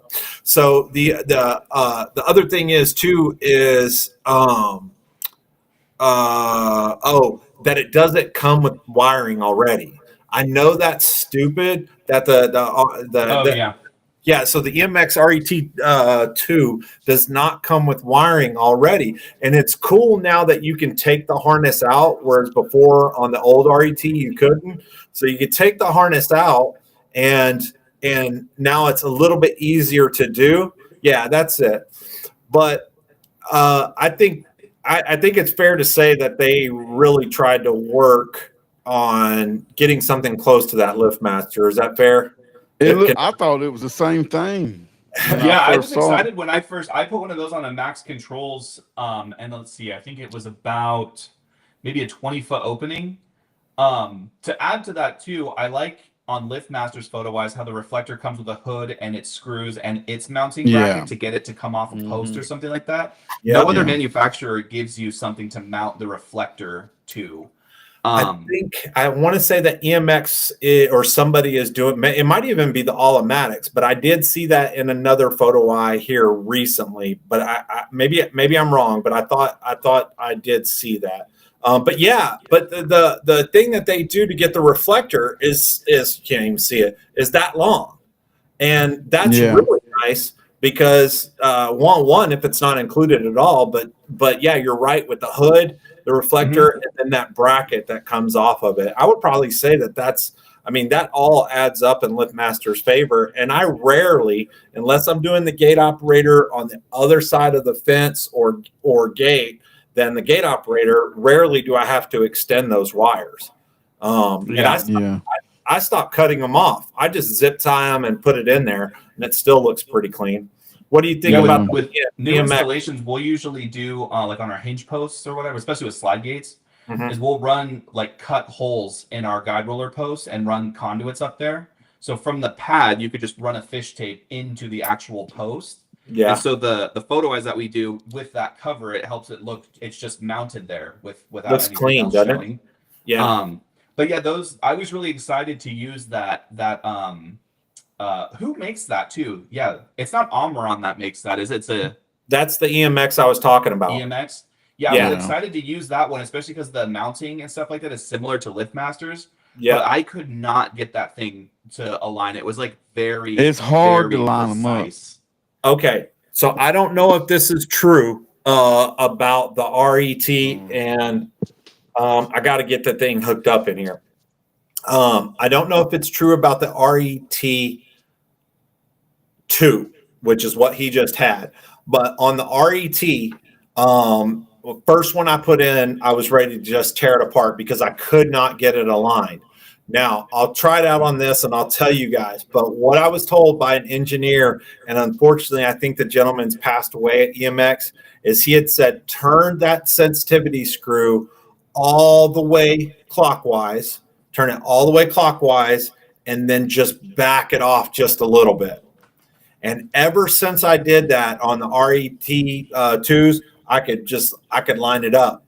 But I still think manufacturers, regardless of the photo eye, they still need to put a buzzer in the gate operator for when you do get aligned. Yeah, it's just the easiest thing. You've already got a siren on there. You already got the software. It's no longer just all mechanical relays and stuff like that. For limits too. So I use a multimeter for that, just continuity. If I'm aligning, so I'll hook it up to the photo, I align it, hear my meter beep. But for Max Controls is kind of there with that. They'll do in their limits, because they use on their actuator arms, you have to adjust the limits on the end with like a screwdriver. Okay. So when it's in limit, like learning mode, you put the gate to where you want and you turn like the limit screws and you wait for the operator to beep. And then you do that for the open and close position. But again, it's like, do it for, if you're aligning photo wise too, that's pretty much it. Right. I use that's it. I use a multimeter even for like aligning Door King's limits. I'll put the gate there, use that like Allen key and slide it back and forth until it beeps. The golden child. That is a good, that's the go-to. Well, it's funny if you look on everybody on the inside of everybody's photo eyes, they'll all have Omron relays on there, and you might be able to confirm that. But anyways, yeah, the thing with the EMX, the reason why I would still cover it. See, those are good too. Those are their new. Now I don't know that's new, but this is not new. Okay, they have a newer version of it. I'll go grab it here in a second because we've got them setting out over here. They've got a newer version of that. And those are good too. Those. With what the do you lasers? Think? Yeah. What do you think about those? I hate them. Yeah. Why? I don't like them. Why? Because my hands are. That's the thing that I hate about them too. You want to know? This is my favorite one. Hands but I'm telling down. you, don't pull it out. This beats them all. Don't pull it out just yet. Oh yeah, I already know which one it is. But I was just setting this up. Optech, baby. Optech. Yeah. Those are battery too, right? Yes, I love them. Have you put those in yet, Coyote? I haven't, but I've seen those used a lot around here. People will use them for like perimeter alarms. So like that's where I got them from. I was like, if they're 300 foot that way and it's working, I said that's what I'm getting. And I looked them up, and I've been using them for about 8 years. Yeah, I think it's for like now. if people jump the fence and they. Yeah. Well, and it's got a battery on it, and I don't have to run no wire to it, man. It's just how long does it last? I haven't replaced them yet, and I've been putting in for 8 years. Who cares battery, if they go out in 8 years? That's a service call. I'll just go out there and put a new battery in it. Yeah. The battery life on it from the manufacturer says 8 years. So and I haven't had none to go bad. It's a long lasting one. And I would imagine if they're saying 8 years that it's more like 9 or 10. But the thing with that EMX photo eye, that RET2, was the reason why I carried that and carried their loop detector as well too. That one is because it works on everything. Now, unfortunately, because of the way that some manufacturers test their equipment, if you put that on there, it might not meet the code or the law in your city, state, or municipality, but that works for everything. Liftmaster, every gate operator that there is out there. It's got 10K, 2-wire, 4-wire pulse, and normally closed. So anyways, it's a good little thing, but the flip side to it is I always have to install conduit, and I don't care what anybody freaking says. It pisses me off all the time when people talk about conduit, but a fitting is $2.50 at its cheapest, right? And then you might have to have a reducer, and then you got conduit, more or less all the labor. So I have to charge more if I've got to put conduit on something. That's just the way that it is. Yeah. A box, just to do 10-foot runs, we have a price. I can't remember what it is, but any wire run under 10 foot, we have 2 boxes, 2 fittings, and conduit already built into it. So it's just an extra price that we put it in individually. But I don't like about the Enforcer is the metal backing plate. That holds everything. That gets on my nerve because I'm like, trying to get it on. It don't go on. There's like a lot I of want taking those apart too. It's like you have to take the cover off, and you have to take this off. There's like a lot of layers to that thing. Yeah, there's a lot of layers, and the screws are just like super freaking small, you know. But it's like that with all of them. I like, well, those are really small, but I like that one. I wouldn't use the through beam version, but I would use just a retroreflective version, just because it was so cheap. And on a swing gate, when the gate swings like this, let's say it's swinging towards y'all, all right, and the photo eye needs to shoot behind it, right, so it can catch anything that's there. You can mount it on this surface facing this way and then turn the head on the inside, just like you can on those other optics. So you can mount it within 180 degrees on it, and it'll turn. And once you do that adjustment on it, up and down as well too, it stays. I never got a call back from it, but I had some tricks with that stuff as well too. I just use Cat 5 wire from now on in those because they're thin and it's malleable to get it in there. And I actually, people give me shit about it all the time. I use Cat 5 on almost everything. It is perfect. I do not use it at all. I use 22 gauge at the thinnest. Okay, so and Cat 5 actually, I think the standard has a recommended gauge, but you can find them in thicker and smaller gauges. But it depends on the coating too. Are you using like outdoor rated? Yes. Like, okay. So yeah, people are just it's fine a box of using Ethernet outdoor cable and it's out in the sun. Like that's what they're doing here in San Diego. So we use outdoor rated, and then there's two things about that. So we use direct burial. So it's the ones that we have are UV and waterproof, not just water resistant, which would be with like the an gel coating cable. inside. What? So we've used both, and sometimes it just depends on what they have in stock. They'll have a gel coating or they'll have a waxed filled paper around it. And what research that I've done is they both prohibit water from getting in there just as good. So we would use that Cat 5. It's really thin. And so it was easy to fit in that bottom of that Seiko alarm because it came with a fitting on there that was not half inch or any standard. It was just a weird thing. So you could twist that fitting on there and get it. Anthony is saying IRB Bond 2 with the slide driver is pretty awesome. Just another set of wires. I don't think that REB 2 has a heater in it, but it's got slots for lots of wires on it. But anyway, so we use Cat 5. Now, if it is a new project, right, and I know I'm going to have to run 600 feet of power, 24, 12 volts or whatever, and I'm going to have to do 5 of those runs or maybe even just 1 or 2 of them, I'm buying 18.4 non-shielded, stranded, direct burial cable, and that's what I'm running all my power off of. But day to day, I carry 1,000 foot of Cat 5E direct burial, and if I've got to run a maglock from here over to 250 feet away on the side of the building, I take 2 wires, I double them up, and that's my power. And I've never had a problem like that. The problem I have with Cat 5 wire is the weather here, the humidity and the heat, and then the moisture and all that in conduit, or if the conduit's not sealed properly, it eats through the wire.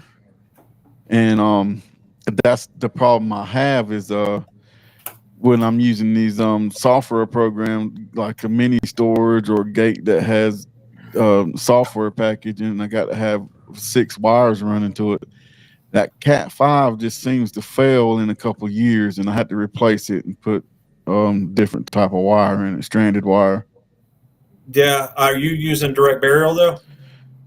Not underground. The ones in conduit, I didn't. But this was something that was done years ago, and I just replaced it with a better wire.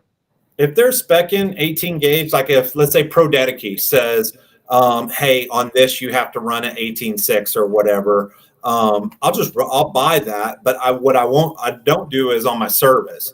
I'll just run Cat 5 and only in the new construction where I can plan do I do that. Here's that Optex on it. Oh, yeah. That's awesome. What's your opinion, Coyote? This is the only thing that I like the Optex as far as the way it's built and everything. And it doesn't look bad, but it's just so freaking big. Yeah, I mean, it looks fine. Like, especially on a black, I mean, that's on like a yellow post. So usually the gates that we do are black. So I feel like they just blend in. Oh, okay. But yeah, the only Optex stuff that we use is like their virtual loops. Yeah. I actually met with Optex at ISC and was kind of asking them, basically I was like, I will use your products, but I don't entirely trust them. I was like, which is a good feeling as when you're installing products. And so they were really cool and explained, kind of what they're used for and what, like you could use them to replace like a shadow loop and X, Y, and Z. And so the new virtual loops, they are no joke setting it up with the app now. Yeah. That app to set them up is you can dial that thing in perfectly. I'm gonna tell you what, I got them in at a government facility where they got 2 gates, an entrance and an exit, and they just paved the whole parking lot, and the loop wires went bad after they paved it. And so we gave them the option, you want us to cut new loops in, or we got this virtual loop here. Yeah. And I put the new one when using the app, and it was the first time using the one with the app. Haven't had no issues with it so far, and it's been about 8 months. So I have had no issues. Only issue I've had with them is lightning. Oh seems yeah, to seems to eat them up. Never had it here. This is the new. Do you have much lightning in California, Coyote? No, and that's a thing too, kind of being in these groups when people are like, I don't like this operator because of X, Y, and Z. Weather conditions here, it's like I feel like any operator would work here. And so it's like we're lucky in that regard. We can't really speak too much to like, performance of them because every day here is just, ideal. But we deal with rain and wind. Oh yeah. Well, that virtual loop works great. I mean, I can't say nothing bad about it so far. That we use this in parking garages, especially like where you can't saw cut or anything like that. We'll mount them to the ceiling, like watching down. Oh, okay, so that's cool. I've never tried that. Yeah, you mount it to the ceiling. I've never seen it. Have you seen that before, Robert? No, I mean, it would work to me. It would work if you don't do that because, it's a radar, so it's picking up the vehicle like the door at a grocery store. Yeah. Oh, is it? Oh, I didn't know. I don't know what technology they're using. Every time I think you got different settings, and you can set them on a 45-degree angle, 90-degree angle. Yeah, I think they're radar and microwave. Microwave, like a cell phone tower. Yeah, this is the new IRB Mon. It's now in a plastic housing. It's not in that gold housing anymore, which I'm happy with. But they're including that cover that covers the sensor now as well too. You kind of see it at an angle. But so we'll have these at the Finch University as well too. So Coyote, I know it's getting late, man, and you got a bedtime and all that. We've been talking for over an hour. Over an hour. I told you it was only gonna take 45 minutes. So let's all get our shameless plugs in, and I'm gonna go ahead and start with mine. Hey, anybody wants to take a tour of Finch University, it's free.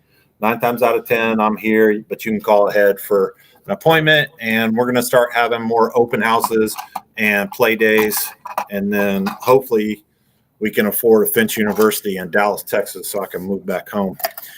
So, Coyote, what do you got going on, man? You need to tell anybody about. You got any training? You got any new products that you're testing out for anybody? Let's see. We're doing. We've been doing a lot more Liftmaster access control, which I like. That was a big thing at ISC. Is coming up with a solution, particularly access control that's kind of geared more towards like multifamily housing and stuff like that. So we're doing a lot more of that. It's been fun. And that's pretty much it. Yeah, they only had the Tecna as far as gate operators go at ISC West, right?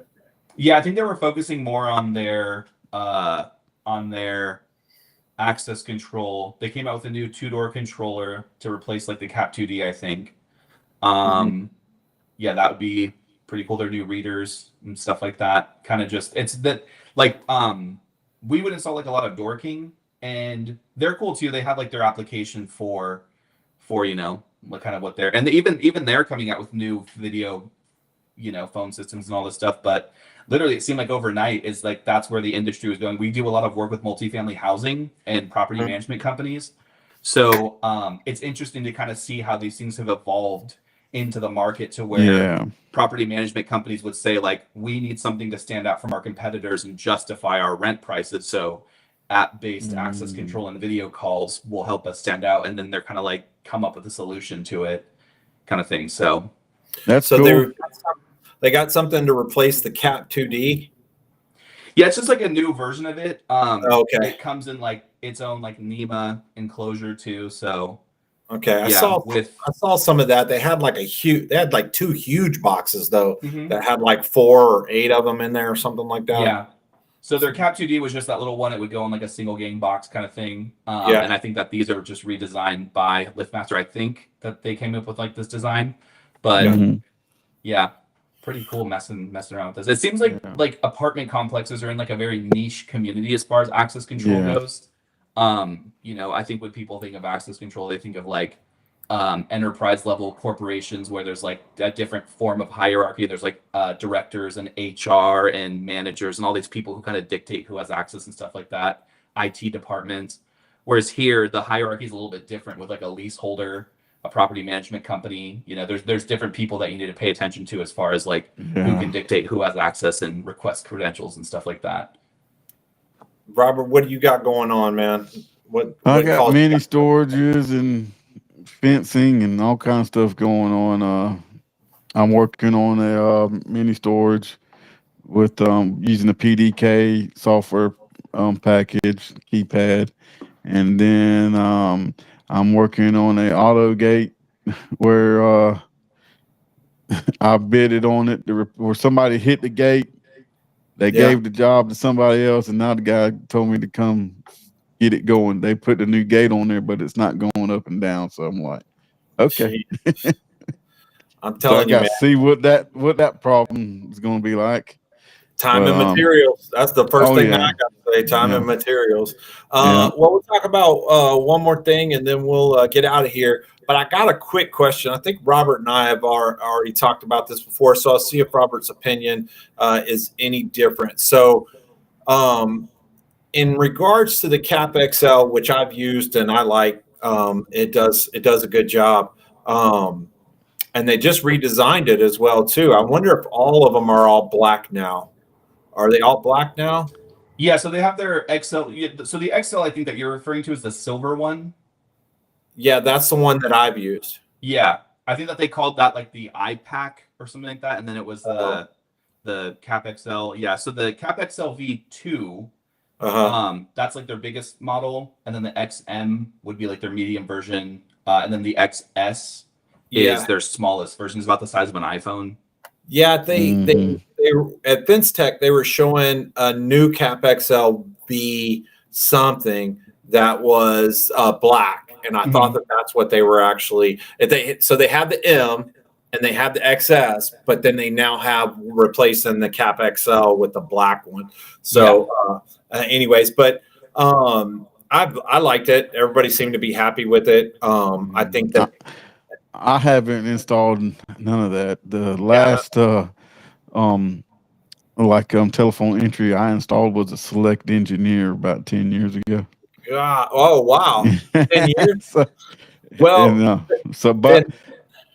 That's why I went to the fence show 2 years ago, 2023, because I wanted to see the new stuff. Because in my area, I haven't been installing gated communities, and they haven't been using the new stuff. They've been using all the old stuff. So I'm interested to see how your interaction with PDK and storage facilities go. Here in San Diego, there's a lot. It seems like there's like a kind of a specific hold on the storage facility market because of the software that they use. Yeah. So a lot of they'll have somebody rent, they'll put them in there, and then usually the phone number is the code to the property. But all of the hardware and software kind of like work in unison to where it's harder to install something like Dorking on a storage facility because you can't get that integration. Whereas Dorking uses a 4-digit code, a storage facility wants them to use their phone number. It will be the door. It will be the PDK keypad wired into the control panel, and then does that integrate with their software? But the thing is, though, it goes to the cloud. But it's not integrating with the individual doors. No. Yeah, they do. They do got them where it integrates with the door. No, not. I don't think. No, I don't know if PDK does that or not, but I know Spider Door does. So is that what you're talking about, Coyote? The integration with the whole property that does the leasing and does all that shit. Yeah, it seems like here in San Diego, I think it's just the way that like the storage facilities go. But when somebody goes to rent a unit, it's almost like moving into a part, like how they have like management systems. Like I think there'd be like RealPage and Yardi and stuff for that. There's similar ones for storage communities where they'll move in, they'll say their rent, their move-in date, all that kind of stuff. And I think through that software, it assigns the individual's phone number to the gate code so that when you go, and I noticed too that their telephone entry systems are, I don't know the manufacturers, but there's something specific. And so, a resident will go put in their phone number. It ties into the software and opens the gate kind of thing. And so it's harder here to kind of incorporate a different solution if you're not using whatever storage software that they're using. It's like you have to use that. So that's what I was curious to see if PDK integrates with their software. Now see, PDK will integrate with whatever software they're using, whatever company they're using. I don't know per se because the mini storages I'm working with, they don't have individual electronic locks on anything. But this would just be for like the front gate to like get. Oh, just the front. Oh yeah. But I thought. Go ahead, Robert. That integrates with whatever system they got. The only thing I do is install it, get it going, and then I tell the lady in the office to call them, and then they just go through their process and download it. I don't do nothing. Not like I used to do back in the day. I don't do nothing. It's none of my business. So the way that the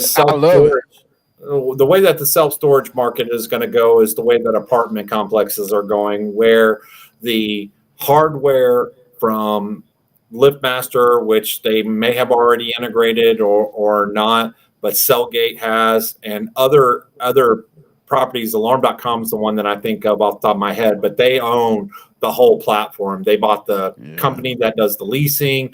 They bought the company that integrates the leasing software with the access control software. But where all that's going to go is when you go to sign up your apartment, that software just takes that information and automatically puts it into the access control, and that's it. So that's where it's going to go. And the software, the storage units are actually, I think, far above that, because what I've noticed in some storage is they actually have a virtual leasing agent. And I've saw some apartment complex going this too. So you just walk up to a screen and they say, what size of unit do you want? They go, well, I'm not sure, a 5x5 or a 10x10. They go, boop. That unlocks 5x5 and a 10x10, and you go look at them, and then they tell you to shut them and lock them back, sign your lease digitally. And then all of that stuff is tied in together. But I don't know what Door King actually has now, but they have at one point in time they had a whole system to do the Door King self-storage stuff. And I don't know if this is part of it or not, but hassle-free. They had the software and everything. So anyway, I don't know. That's actually where I was going with my question, which is, I know access control and gate companies and vice versa, ones that do both, that are no longer installing telephone entries. And here's what they're doing. The pizza guy or the delivery guy or whatever is pulling up to a designated spot on the property and going, hey, looks over at where the telephone entry would be, says, I'm at door 2A, which is the back gate or whatever, and I'm here to deliver your pizza. And the customer just goes, boop, and lets them in. No telephone entry needed. So I'm just curious, with the QR codes and all these different types of systems, do you guys see telephone entries like being a big part of this thing 10 years from now? Or do you see that just going I see the phone? Not landline telephone entry, but I'm seeing where the cell phone SIM card keypad is the way to go, is the best way to go, really. You think that's going to be like an actual phone years? System at the gate? Yeah. Yeah, those are starting to pop up here too, where phone systems will be removed, and the I guess like the little monument that they're installed in is just kind of placard over with just a QR code. And so whoever's up there, they scan the QR code, and then it turns their phone into a phone system. Now those, I don't know the integration with those or like the functionality, but we've seen those on properties where, first of all, those rely on like phone service and stuff like that. But I don't think that they do like video calling and things like that without the use of like an app. I think with those kinds of systems, if people are required to download an app to use it, it's probably going to be an issue. But with those kinds of things, they could just place a phone call And that on the at least the property that I've seen here in San Diego, they didn't like that. They were kind of just like, a phone system would have a camera and stuff in it, and you'd be able to see them. But with the QR code thing, it was just a phone call. I'll have to take a look, because the one that they were in South Lake, I talked to them. I actually was going to try to start a rep firm and have pick them up as one of my first customers. But they had a product where when you scan the QR code, it took you basically to a browser. So it didn't, you just used the browser that you already had, Chrome, Firefox, or whatever. So that portal had the ability to use your camera and actually talk on the phone while you're out there. But one of the things with the QR code that I'm concerned with is just QR code hacking. Somebody else puts their own sticker up there, you scan it. So where I think they're actually going to go is a digital screen that, one, regularly changes, but two, says something. If there's anything obstructing X, this screen or whatever, don't scan the QR code. But it's interesting to see where it's going to go, because with all of this like technology and mobile apps and stuff like that, you think that it'd be nice and instant to be like just kind of snap your fingers and remotes and credentials are gone. But like properties, like physical credentials still very much have like a stronghold on apartment complexes. There's like older people that don't want to deal with any of this, and they want to be able to scan a fob. There's some properties that incorporate, especially with like multifamily housing, they'll incorporate their credential that they use to get into their unit. With the same credential gets into amenities and stuff like that. And so I find that when you take an aspect away from a property, because like people are kind of just creatures of habit, and they've lived there for 8 years and they've always used their credential to get into the property. Now you're telling them that works for their front door, but now they have to scan a QR code for the rest. They're not happy about it. Those are things that I think manufacturers kind of look past when they're testing these things in their environments. They're missing the very end users like input on it. And so those are things that like affect what systems go where, and what's accepting of third-party credentials, and systems that are proprietary, and those kinds of, it just slowly like cuts them out. And it's all because someone doesn't want to be inconvenienced, and they want to use their card that they've used for the last 8 years on everything. So it's like a lot of manufacturers get cut out of the scope of work because they don't play nice with other systems. I think what you're going to end up seeing is first of all, you're going to, and not to offend any manufacturer or whatever software companies that's listening, I think you're going to see people like us start to get further out of the picture in between the manufacturer and the end user.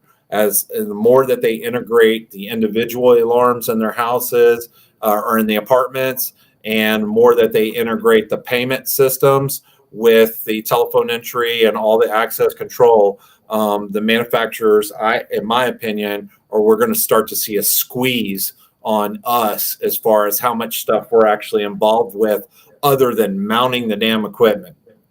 But I'm happy with that. Oh, are you? I got I just want to mount it and go. Yeah, I got a service business to run, so I want to be part of now. But here's the you thing: you will be servicing it. Here's the thing that you're missing. Servicing it. Here's the thing that you're missing, Robert. Is what if you were making 10 cents a month off of each one of those residents? Do you want to be cut out of that? Of course not. Exactly, and that's exactly my point. They're going to get closer and closer to where you're paying. They're going to do what they're going to do anyway. You ain't got the money to stop them.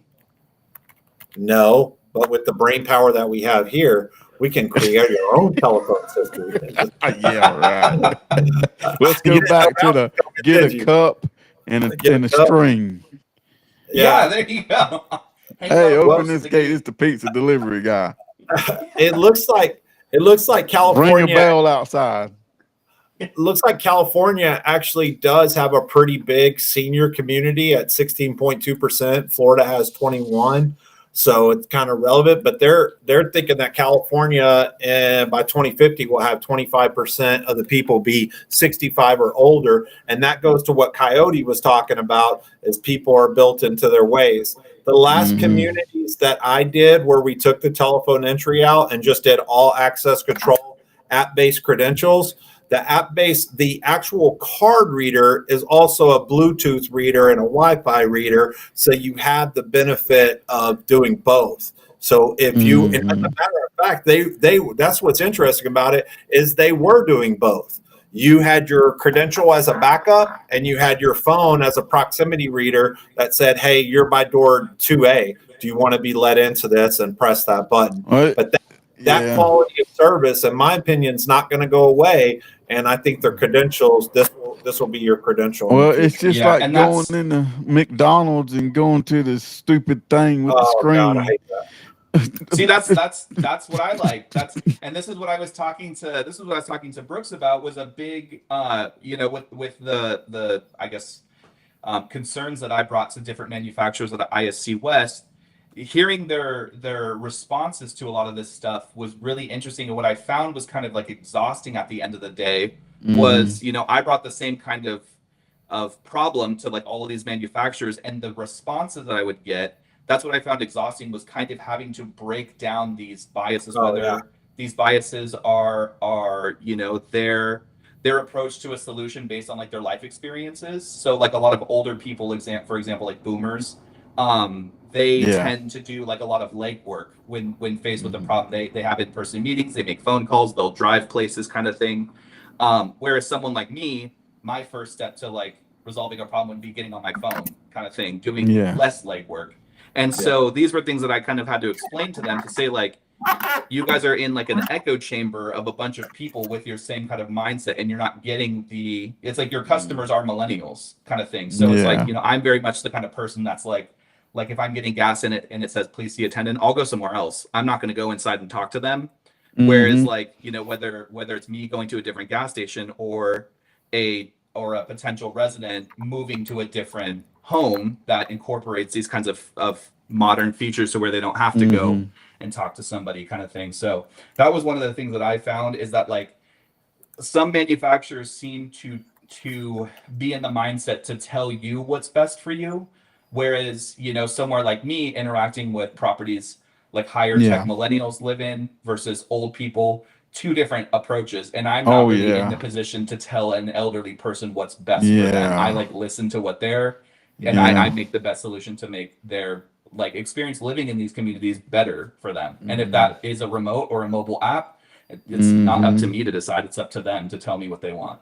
So well, crap, man, that just about says it all. I do want everybody to know, I just quickly looked up how many millennials are renters, and it says about 50%, and it says that homeowner rates have fallen 20% in the past 10 years, and that's just off some dumb website. So take that for what it is. But what is interesting about that is, I'm sure that some of those are single family home renters, but I would bet that 90% of those are renting in apartment complexes. Well, that's what everybody's doing, is apartment building and gated communities. Yeah, the rents are going through the roof here. All right, Robert, give us something. Give us a hit or something. Coyote, thanks for sticking around so long. I appreciate it. Robert probably doesn't, but I do. And, I know. I appreciate everything you're doing. The videos you put out there are great, and you keep knocking them out. And you're one of the guys on the front, man, out there doing it. So people are watching you. Yeah, keep the videos coming. I think there's only like one other person that's even competing with you, but the way that you're framing them, doing all that slow-mo shit, it makes me so mad, because I should be doing that too, but I just don't have that eye for it. So appreciate it. Thank you. Yeah, thanks for having me on. Yes, sir. All right, let's get rid of this guy. Finally, we got rid of him. No, there he is. He's gone now. Yeah, man. All right. Well, we were getting too long. I didn't want to hold him much longer. I'm ready. 11 well, o'clock. You ready to sign it out? Let's sign it out, man. Hit me with something that's not copywritten, please. Let's do it. Welcome to another good episode of Two Smooth Operators. I know it is. It's probably the only some other podcast song about gate operator life for technicians. Your hosts, Michael Brooks and Robert Evers. stay tuned for another great episode. That's Can't get it, it. folks. I got to hit stop on this